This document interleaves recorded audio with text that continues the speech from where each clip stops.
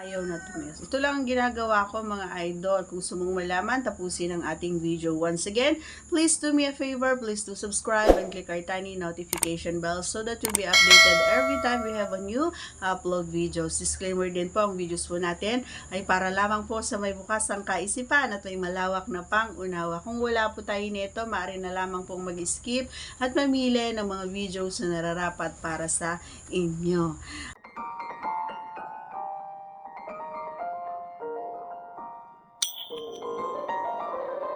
Ayan mga idol, ayaw ba talaga may ganito mga idol nangyayari ito minsan sa inyo? Ayan, sa inyo.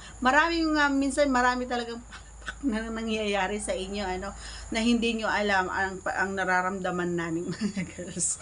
Ayan, so very alam mo yan, nakakalungkot para sa amin, lalong-lalo na kapag kami ay talaga yung gustong-gusto namin ganon, yung talagang yung mainit, kumbaga yung namin. So, ito lang naman yung ginagawa ko mga idol kung talagang ayaw talaga niyang tumayo.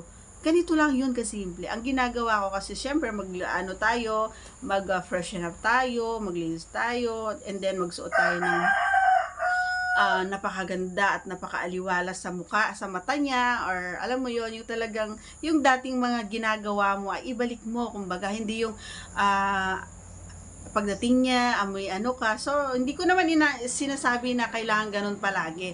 May mga time talaga na kailangan mong gawin ito mga idol. Kasi nga, ikaw lang din ang mahihirapan every time na siya yung sumakay or siya yung sumampa at wala talaga.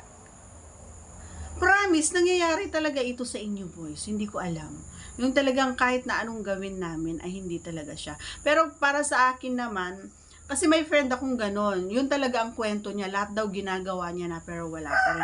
Pero for me, on my side, on my experience, ang ginagawa ko lang ganon, freshen up, and then,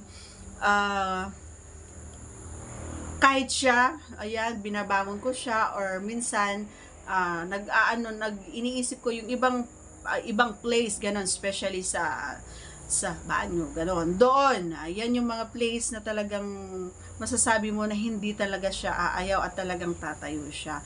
And pag naandun na kayo, so ano pang gagawin mo doon? Hindi naman kayo pwedeng magtitigan doon. So kailangan magtrabaho kayo parehas. Ipahawak mo yan, ipalaro mo yan, ganyan, and ganun ka rin. So bumaba ka or pababain mo siya na habang, alam mo yon, and syempre kailangan medyo may paglalan naman doon sa boses mo, hindi pwede yung tahimik lang kasi napakalakas ng dating kapag naririnig ng mga boss ang boses na girl lalo. Diyan, totoo yan mga idol. Kapag naririnig ninyo yung boses namin, lalong yung may di ba? So gustong gusto nyo yon, medyo alam mo yon, yung tumatayo yung mga balahibo nyo pag gano'n, lalong-lalo na pag binulungan kayo sa inyong mga tenga, di ba? Totoo yon. O hindi pa kayo umaamin. Totoo yon kasi nangyayari yan sa akin, Ganun lang mga idol. So, ibahin mo yung place, ibahin mo yung ginagawa mo, ibahin mo yung posisyon, ganyan. So, maraming mga paraan, idol, para alam mo yon, mapatayo, okay?